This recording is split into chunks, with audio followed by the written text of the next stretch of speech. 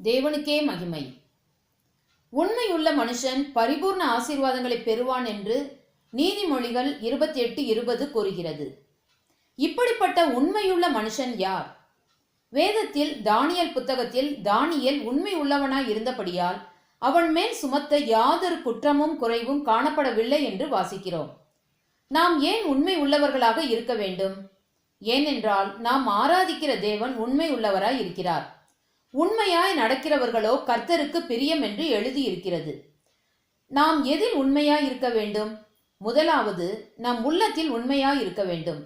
கொஞ்சத்திலே உண்மையுள்ளவன் அநேகத்திலும் உண்மையுள்ளவனாய் இருக்கிறான் என்று எழுதியிருக்கிறபடி நாம் எதை செய்தாலும், அது சிறியதாக இருந்தாலும், அதை மனுஷர்களுக்கென்று செய்யாமல் கர்த்தர் காண்கிறார் என்று மனப்பூர்வமாய் முழு மனதோடு அதை செய்ய வேண்டும்.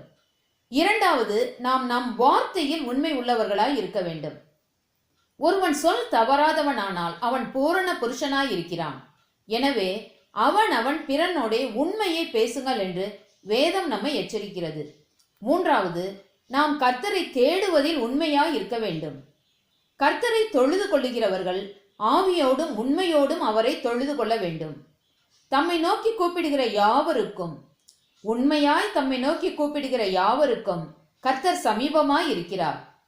நாம் கொஞ்சத்தில் உண்மை உள்ளவர்களாய் இருந்தாலும் அநேகத்தின் மேல் நம்மை அதிகாரியாக வைக்கிறார். ஆம், நாம் உண்மை இல்லாதவர்களாய் இருந்தாலும் அவர் உண்மை உள்ளவராய் இருக்கிறாரே. ஆமேன்.